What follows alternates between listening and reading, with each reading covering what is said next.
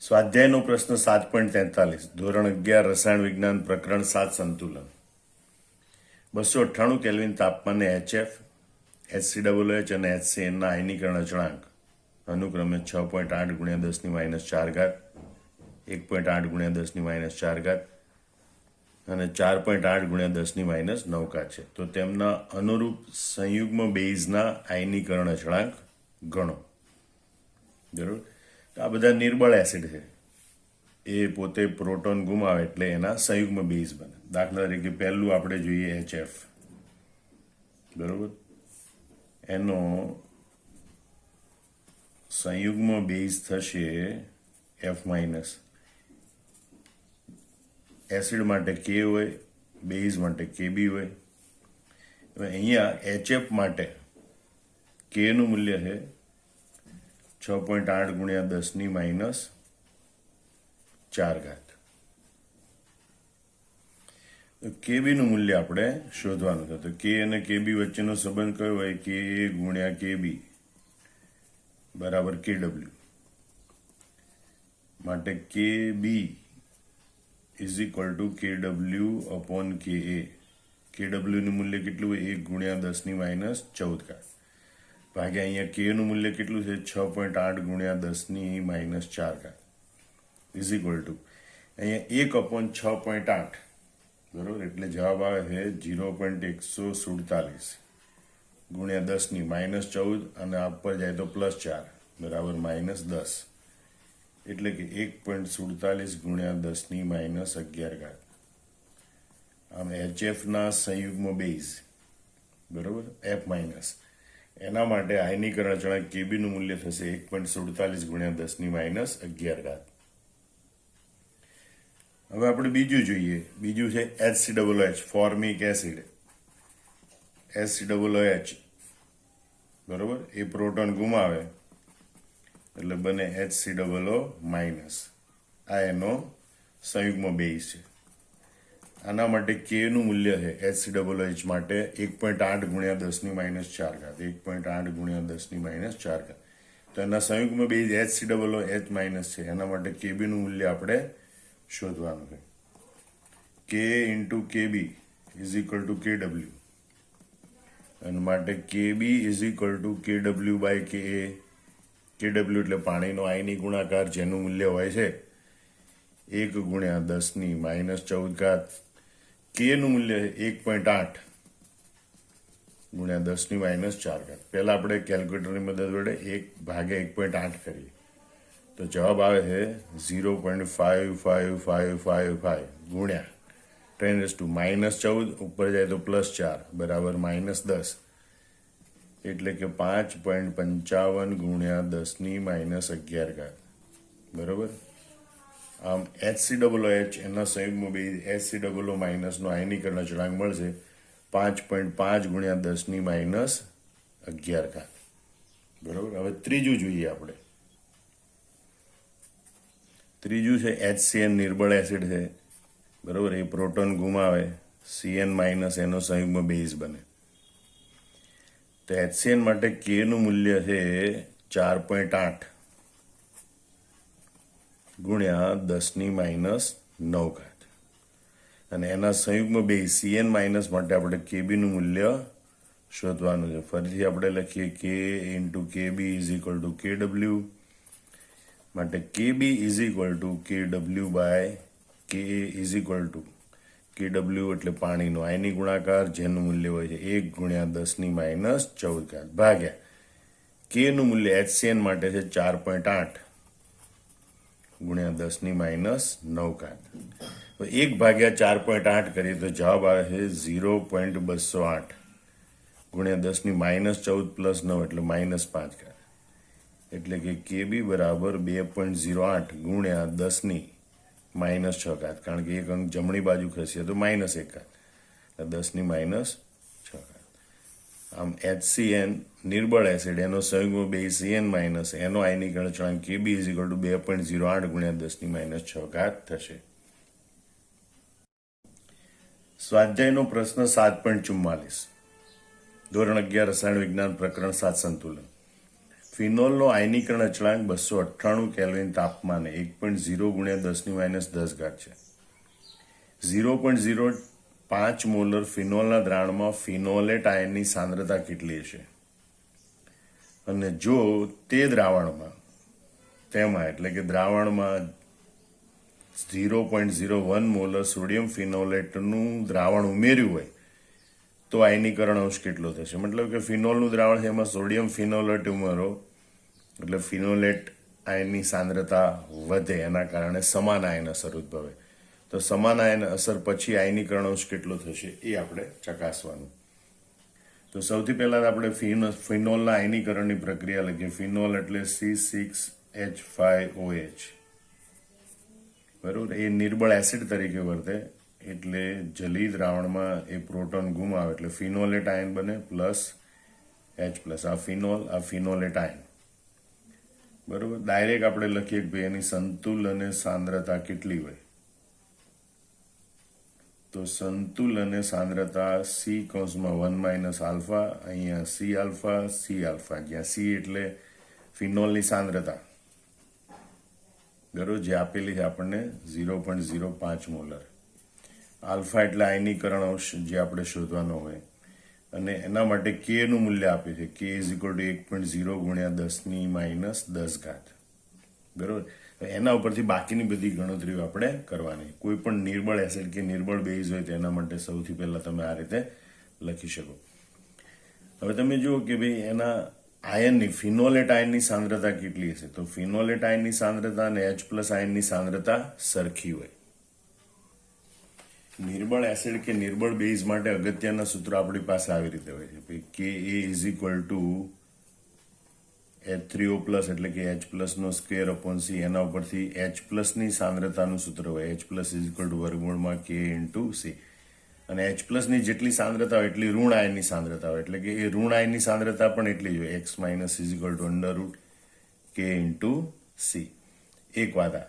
બીજી વાત કહેવાય કે ભાઈ Ka = C alpha².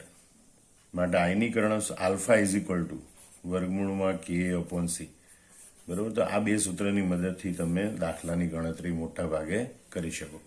તો અહીંયા આપણે જોઈએ કે ભાઈ ફિનોલેટ આયનની સાંદ્રતા એટલે કે C6H5O- ની સાંદ્રતા એ જ હાઇડ્રોજન આયનની સાંદ્રતા જેટલી હોય છે, C આલ્ફા, અને એનું સૂત્ર છે √Ka × C. K નું મૂલ્ય છે 1 ગુણ્યા 10⁻10 ગુણ્યા C. સાંદ્રતા છે 0.05. બરોબર, = √0.05 ગુણ્યા 1 એટલે 0.05 ગુણ્યા 10⁻10. આ બે અંક જમણી બાજુ ખસી આપણે તો -2 કરવાનું, એટલે કે 5 ગુણ્યા 10⁻12. 5 નું વર્ગમૂળ આપણે જોઈએ. બરોબર, તો જવાબ આવે છે 2.24. તો 2.24 અને 10⁻12 એનું વર્ગમૂળ આવે 10⁻6. આમ ફિનોલેટ આયનની સાંદ્રતા C6H5O- ફિનોલેટ આયનની સાંદ્રતા બરાબર 2.24 ગુણ્યા 10⁻6 મોલર. બરોબર, આ પહેલી ગણતરીનો જવાબ આપણે આવી ગયો. ફિનોલેટ આયનની સાંદ્રતા 2.24 ગુણ્યા 10⁻6 મોલર. હવે એમાં આપણે સોડિયમ ફિનોલેટનું 0.01 મોલરનું દ્રાવણ ઉમેરીએ છીએ. તો સોડિયમ ફિનોલેટ ક્ષાર છે, એનું સંપૂર્ણ આયનીકરણ થાય C6H5ONA એટલે C6H5O- પ્લસ Na+.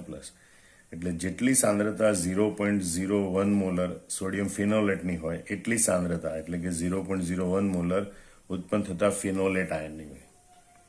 હવે આ ફિનોલ અને સોડિયમ ફિનોલેટ એ બંનેનું મિશ્રણ હોય, એમાં ફિનોલેટ આયનની સાંદ્રતા વધે એટલે સમાન આયન અસર થાય. જ્યારે સમાન આયન અસરનો દાખલો હોય ત્યારે Ka નું આપણે સંપૂર્ણ સમીકરણ લખવાનું આ આયનીકરણ સંતુલન પરથી. બરોબર, કે ભાઈ નિપજની સાંદ્રતા C6H5O- H+ અપોન C6H5OH ની સાંદ્રતા. હવે આ બધા પદો છે ને આપણે યાદી બનાવીએ. બરોબર, તો જુઓ તમે Ka નું મૂલ્ય જોઈએ આપણે પહેલા રકમમાં આપેલું છે કે નું મૂલ્ય છે 1.0 ગુણ્યા 10⁻10 ફિનોલેટ આયનની સાંદ્રતા C6H5O-, અહીંયા ખાસ ધ્યાન રાખવાનું, સમાન આયન છે આ, તો એની બંનેમાંથી ઉત્પન્ન થતી સાંદ્રતાનો સરવાળો કરવાનો, એમાં આ જે નિર્બળ એસિડની સાંદ્રતા હોય એને અવગણવાની, બરોબર. એટલે C આલ્ફા પ્લસ 0.01, એમાં આને આપણે અવગણીએ તો નિયરલી ઇક્વલ ટુ 0.01 મોલર. બંનેનું મિશ્રણ હોય ત્યારે ફિનોલેટ આયનની સાંદ્રતા 0.01 મોલર, બરોબર. અને H+ ની સાંદ્રતા, તો H+ ની સાંદ્રતા is equal two C alpha, અથવા તો તમે X ધારી લો, બરોબર, ખાલી H+ ની સાંદ્રતા શોધવાની હોય તો. અહીંયા આપણે આયનીકરણ અંશ આલ્ફા શોધવાનો એટલે. અને C6H5OH ની સાંદ્રતા, C6H5OH ની સાંદ્રતા is equal two C is equal two 0.05. આ બધી કિંમતો અહીંયા મૂકવાની. કે ની કિંમત 1.0 ગુણ્યા 10⁻10 ઇઝ ઇક્વલ ટુ C6H5O- ની સાંદ્રતા 0.01 ગુણ્યા C આલ્ફા, બરોબર, અપોન અહીંયા C6H5OH ની સાંદ્રતા C જેટલી છે, 0.05, અથવા C લખીએ તો પણ ચાલે, બરોબર. એટલે C, આ બંને C ઉડી જાય, આ 0.01 છેદમાં જાય, એટલે આલ્ફા ઇઝ ઇક્વલ ટુ 1.0 ગુણ્યા 10⁻10 અપોન 0.01, એટલે કે 10⁻2, -2 ઉપર જાય તો +2, એટલે -8, એટલે આલ્ફા ઇઝ ઇક્વલ ટુ 1 ગુણ્યા 10⁻8, બરોબર. આમ આયનીકરણ અંશનું મૂલ્ય 1 ગુણ્યા 10⁻8 થશે. આમ ધ્યાન રાખજો, જ્યારે સમાન આયન અસર હોય, બરોબર, ત્યારે નિર્બળ એસિડ કે બેઝ હોય એનું મૂળ સૂત્ર લખવાનું.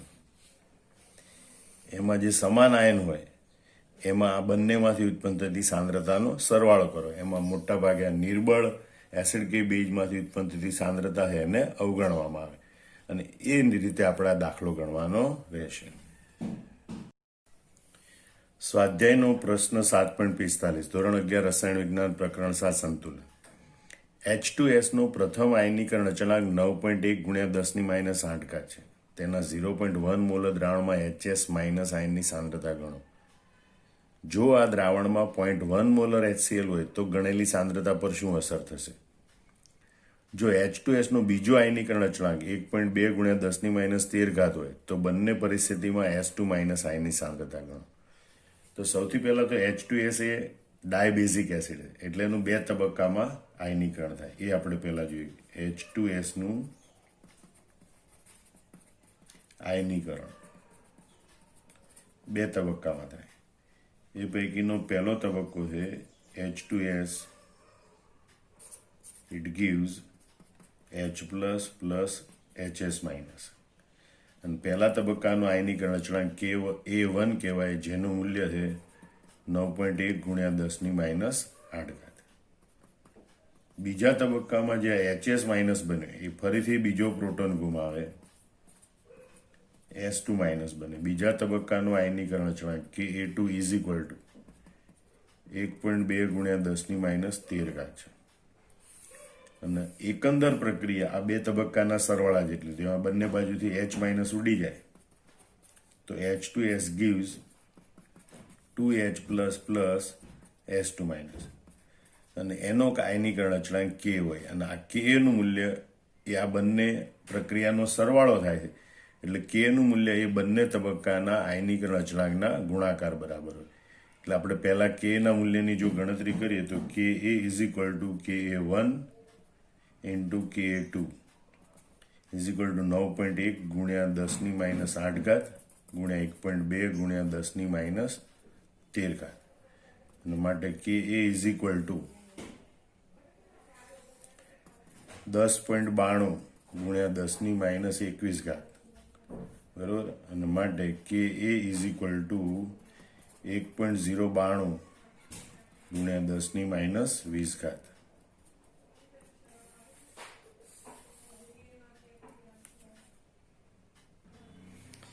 હવે પહેલા તબક્કામાં HS માઇનસ ઉત્પન્ન થાય છે, બીજા તબક્કામાં એનું વિયોજન થાય છે, એનો આયનીકરણ અચળાંક તો ખૂબ નીચો છે. એનો મતલબ કે HS માઇનસ આયનની જે સાંદ્રતાની ગણતરી કરવાની છે એ આપણે પહેલા તબક્કાના આધારે કરવી પડે, કારણ કે HS માઇનસ આયનની સાંદ્રતા એ પહેલા તબક્કામાં ઉત્પન્ન થતા HS માઇનસની સાંદ્રતા જેટલી જ હોય, કારણ કે બીજા તબક્કામાં એનું વિયોજન અતિ અલ્પ પ્રમાણમાં થાય છે.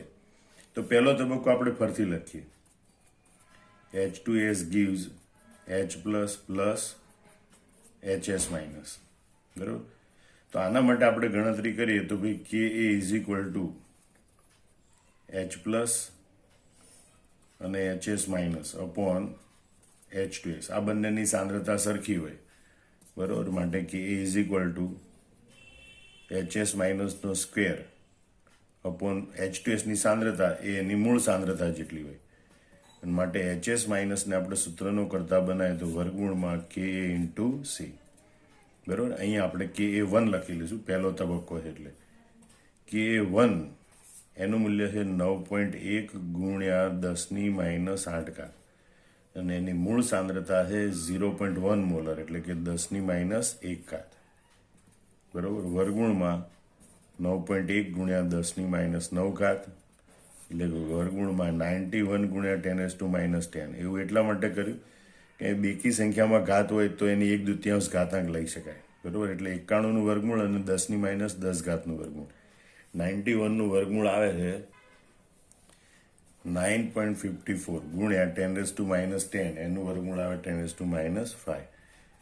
આમ HS માઇનસની સાંદ્રતા આપણને પ્રાપ્ત થશે 9.54 ગુણ્યા 10⁻5 મોલર. હવે આમાં 0.1 મોલર HCl નું દ્રાવણ ઉમેરવામાં આવે. બરાબર. તો HCl એ પ્રબળ એસિડ છે, એનું સંપૂર્ણ વિયોજન થાય HCl, it gives H plus plus Cl minus. 0.1 molar HCl ના વિયોજનથી 0.1 મોલર H પ્લસ આયન ઉત્પન્ન થાય.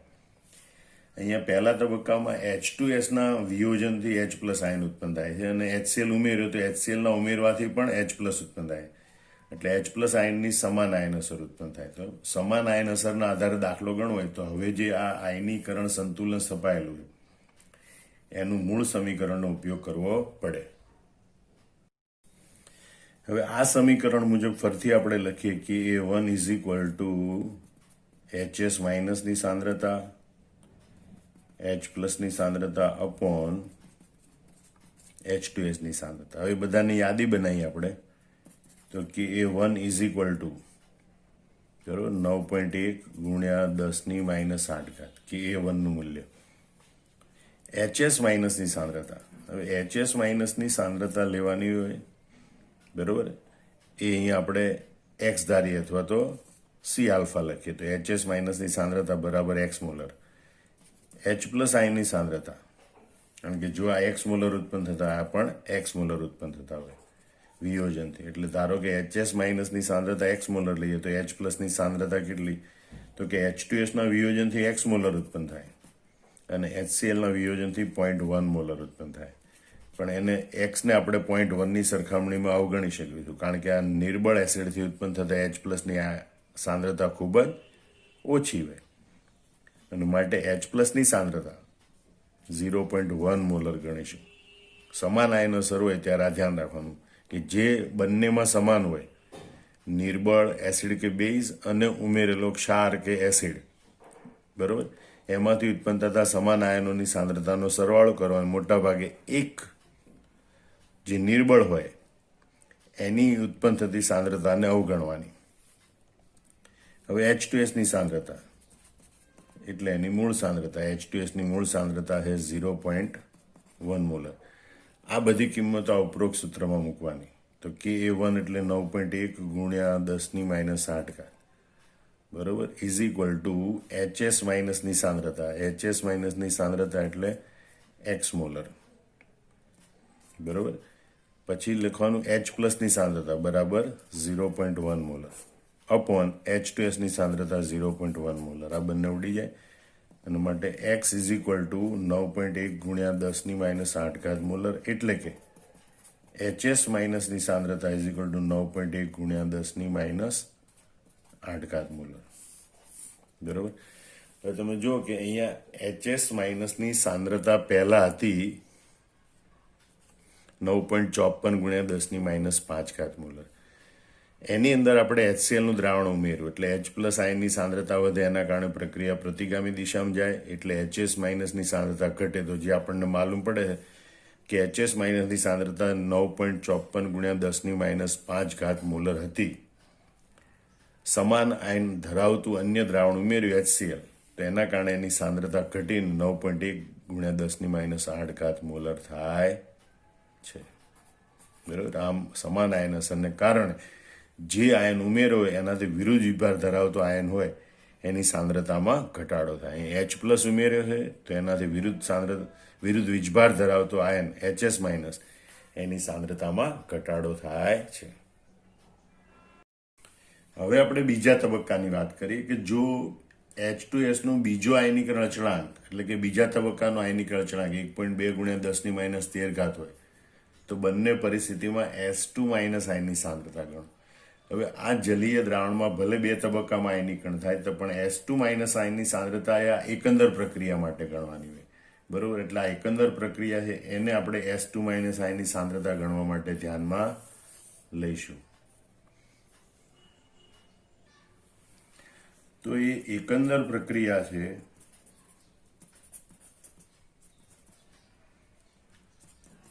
H2S it gives 2H+ plus S2-. એટલે માનો કે આના X મોલનું વિયોજન થતું હોય તો H+ ના 2X મોલ ઉત્પન્ન થાય અને S2- ના X મોલ ઉત્પન્ન થાય. હવે આના માટે એકંદર પ્રક્રિયાના K નું આપણે સૂત્ર લખીએ તે આ પ્રમાણે દર્શાવી શકાય. K is equal to H+ નો સ્ક્વેર S2- ની સાંદ્રતા છેદમાં H2S ની સાંદ્રતા. હવે એકંદર પ્રક્રિયા માટે K નું મૂલ્ય છે 1.092 ગુણ્યા 10⁻20. એટલે K નું મૂલ્ય આપણે લખીએ 1.092 ગુણ્યા 10⁻20 ઇઝ ઇક્વલ ટુ H+ નો સ્ક્વેર. તો H+ એટલે 2x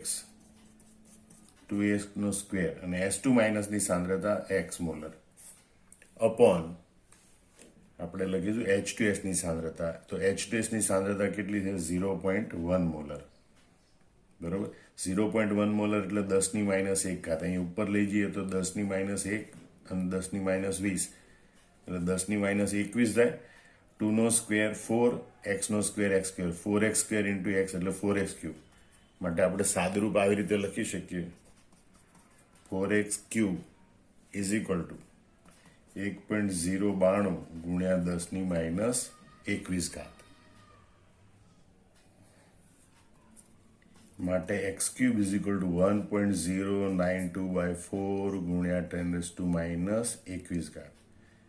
ઇઝ ઇક્વલ ટુ 1.092 ભાગ્યા 4. જવાબ આવે છે 0.273 ગુણ્યા 10⁻21. માટે x ઇઝ ઇક્વલ ટુ તો બંને બાજુ ઘનમૂળ એટલે કે 1/3 ઘાત લેવી પડે.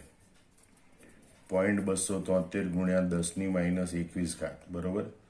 તો 3 ઘાતનો રેશિયો જળવાઈ રહે, 3 નો ગુણક ઘાતાંક જળવાઈ રહે માટે આપણે આને 3 અંક જમણી બાજુ લઈ જઈએ તો -3 કરીએ તો -24 આવે એટલે કે 273 ગુણ્યા 10⁻24 એની 1/3. 273 નું ઘનમૂળ લેવાનું તો 273 નું ઘનમૂળ આવે છે 6.49 અને -24 ગુણ્યા 1/3 એટલે -8.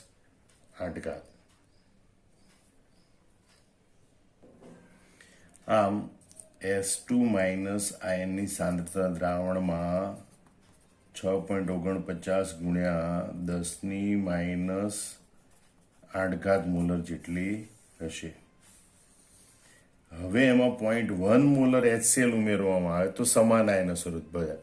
એ સમાન આયન અસરને કારણે એની સાંદ્રતામાં શું ફેરફાર થાય એ આપણે જોવાનું છે. હવે આ જે દ્રાવણ છે એમાં 0.1 મોલર HCl નું દ્રાવણ ઉમેરેલું. તો HCl એ પ્રબળ એસિડ છે H+ plus Cl-. 0.1 મોલર HClની સાંદ્રતા ઉત્પન્ન થતા H+ની સાંદ્રતા પણ 0.1 મોલર હોય.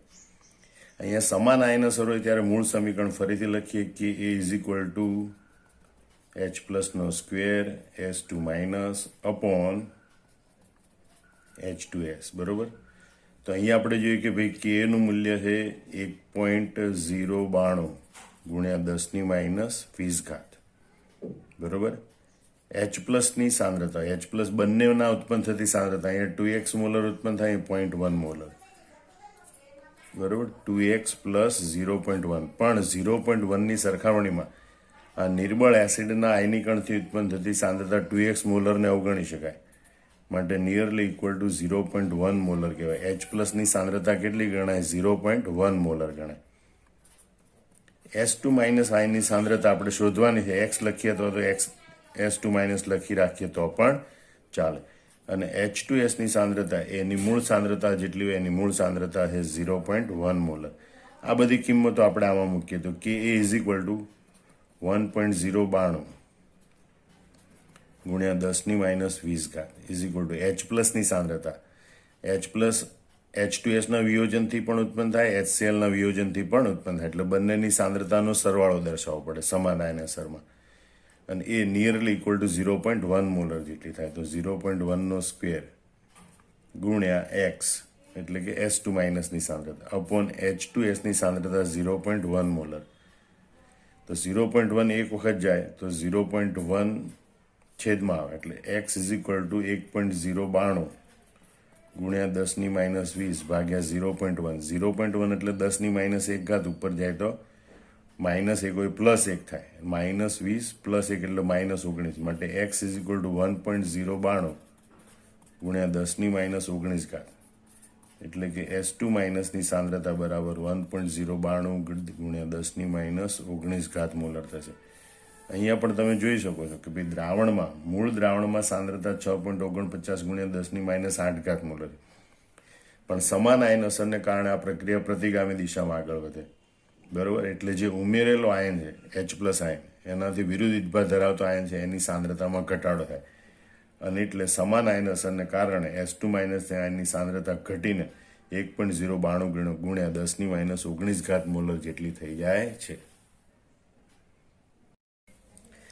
સ્વાધ્યાયનો પ્રશ્ન 7.46, ધોરણ 11 રસાયણ વિજ્ઞાન, પ્રકરણ 7 સંતુલન.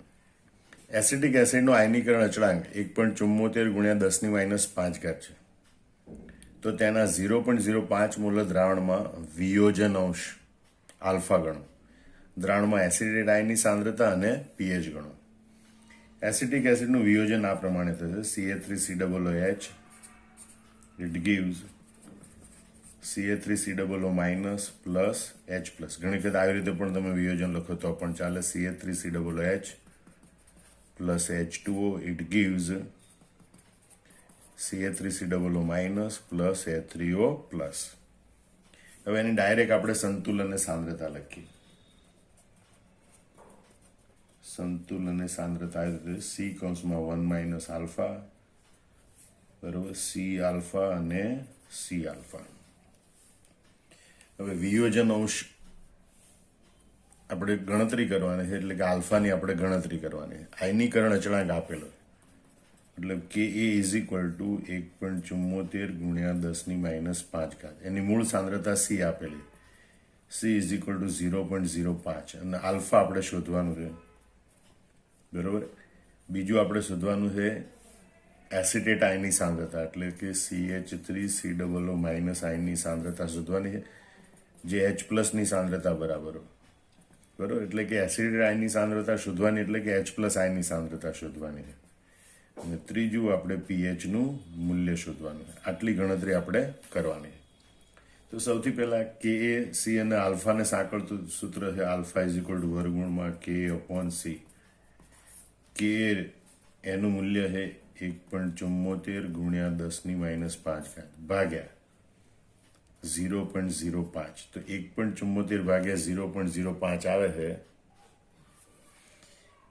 ઇઝ ઇક્વલ ટુ વર્ગમૂળમાં 34.8 ગુણ્યા 10⁻5.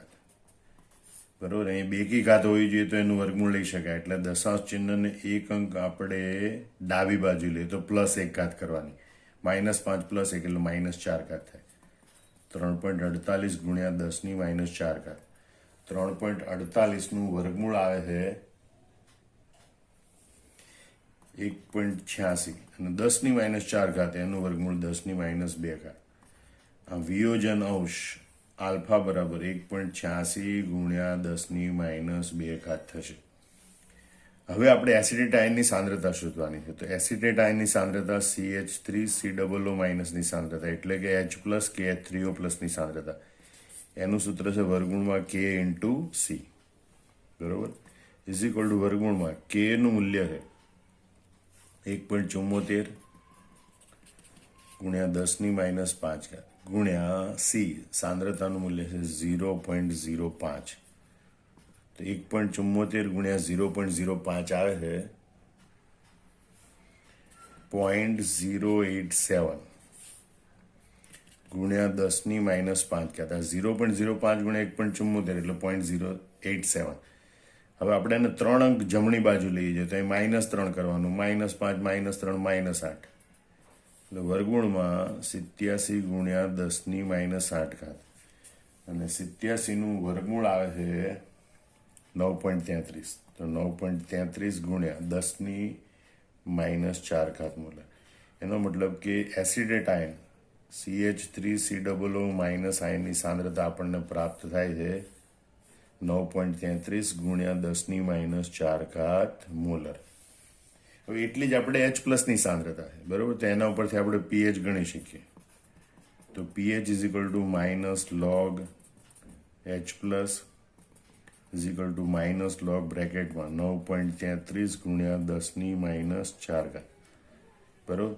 -log અને 10 - 4 ઘાતનું સાદુરૂપ આવે 4 log 9.33. તો 9.33નો log જોવા માટે 9.33 13 વખત વર્ગમૂળનું બટન -1 ગુણ્યા 35 58 કરો કેલ્ક્યુલેટરમાં, બરોબર, એટલે 9.33નો log મળે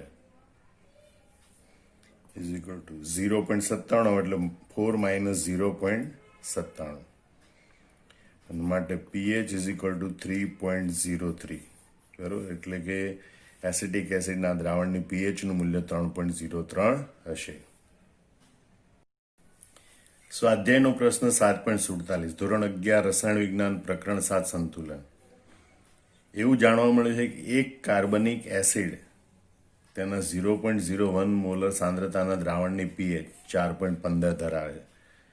તો એના ઋણ આયનની સાંદ્રતા, એસિડનો આયનીકરણ અચળાંક અને તેનો પાવર ઓફ K ગણો. એટલે K અને પાવર ઓફ K નું મૂલ્ય ગણવાનું, ઋણ આયનની સાંદ્રતા ગણવાની. પહેલા તો આપણે કાર્બનિક એસિડ માટે સામાન્ય સૂત્ર લખીએ RCOOH, બરોબર, એનું વિયોજન થાય RCOO- અને H+ અને દ્રાવણમાં એની વચ્ચે સંતુલન સ્થપાય.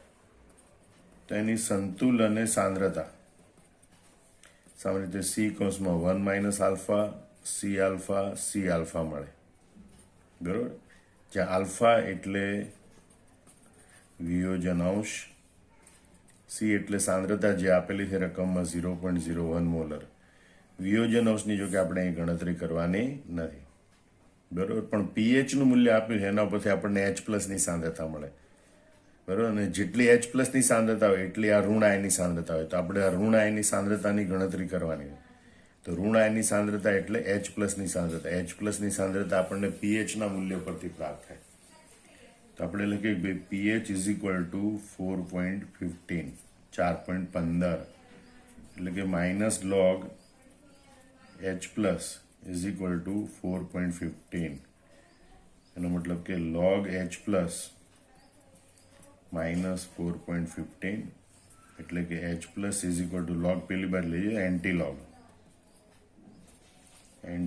ઓફ -4.15. હવે એના માટે શું કરવાનું, તો કેલ્ક્યુલેટરમાં -4.15 પછી માઇનસનું બટન દબાવવાનું, પછી ભાગ્યાનું બટન દબાવી 3558 દબાવવાના બટન, પછી +1 અને પછી ગુણ્યા ઇક્વલ ટુ એવું 13 વખત કરવાનું, બરોબર. એટલે આપણને કેલ્ક્યુલેટરની મદદથી -4.15 એન્ટીલોગ મળે અને એમાં 0 પોઈન્ટ પછી 4 શૂન્ય હશે કારણ કે પોઈન્ટ પહેલા 4 છે એનો મતલબ આ શૂન્યોની સંખ્યા બતાવે એટલે 0.0000 તો હોય. હવે કેલ્ક્યુલેટરમાંથી આવું કરીએ તો 0 પોઈન્ટ પછી 4 શૂન્ય પછી જવાબ આવે છે 708 એટલે કે -4.15 એન્ટીલોગ છે 0.0000708 એટલે કે 7.08 ગુણ્યા 10⁻5 બરોબર. આમ H+ આયનની સાંદ્રતા આપણને પ્રાપ્ત થાય છે. હવે જેટલી H+ આયનની સાંદ્રતા છે એ એના ઋણ આયનની સાંદ્રતા એટલે આપણે આમ લખી શકીએ માટે ઋણ આયનની સાંદ્રતા બરાબર 7.08 ગુણ્યા 10⁻5 મોલર. તો ઋણ આયનની સાંદ્રતા આપણને આટલી પ્રાપ્ત થાય. હવે આપણે આયનીકરણ અચળાંક ગણવાનું. તો આયનીકરણ અચળાંક K નું સૂત્ર છે બરોબર H+ નો સ્ક્વેર અપોન C અથવા તેનું મૂળ સૂત્ર છે આની મદદથી પણ તમે દાખલો ગણી શકો. હવે H+ ની સાંદ્રતા કેટલી છે 7.08 ગુણ્યા 10⁻5 એનો સ્ક્વેર અપોન C. મૂળ સાંદ્રતા એની 0.01 મોલર એટલે કે 10⁻2 ઇઝ ઇક્વલ ટુ 50.12 ગુણ્યા 10⁻10 7.08 નો વર્ગ 50.12 10⁻5 એનો વર્ગ 10⁻10 ભાગ્યા 10⁻2 બરોબર ઇઝ ઇક્વલ ટુ 10⁻2 ઉપર જાય તો +2 એટલે 10⁻8 અને એક અંક આ બાજુ લઈ લઈએ એટલે ઓર એક 10ની પ્લસ ઘાત થાય એટલે 5.012 ગુણ્યા 10⁻7. આમ આયનીકરણ અચળાંક K નું મૂલ્ય આપણને પ્રાપ્ત થાય છે 5.012 ગુણ્યા 10⁻7 એટલે કે 5 ગુણ્યા 10⁻7 પણ લઈ શકીએ. હવે આપણે પાવર ઓફ K નું મૂલ્ય ગણવાનું. Power of K is equal to -log K is equal to -log K નું મૂલ્ય છે 5.012 ગુણ્યા 10⁻7. પહેલા -log 10⁻⁻ નું સાદુરૂપ આપીએ તો એ 7 આવે પછી -log 5.012 ઇઝ ઇક્વલ ટુ 7 5.012 નો log જોવાનો એટલે 5.012 કેલ્ક્યુલેટરમાં લખવાનું 13 વખત વર્ગમૂળનું બટન દબાવવાનું -1 અને પછી ગુણ્યા 3558 કરવાનું એટલે આપણને 5.012 નો log મળે જે આવે છે 0.7. હવે 7 - 0.7 એટલે 6.3 અને માટે પાવર ઓફ K નું મૂલ્ય આપણને પ્રાપ્ત થાય છે 6.3 બરોબર. તો આ રીતે આ દાખલાની ગણતરી કરી શકાય છે.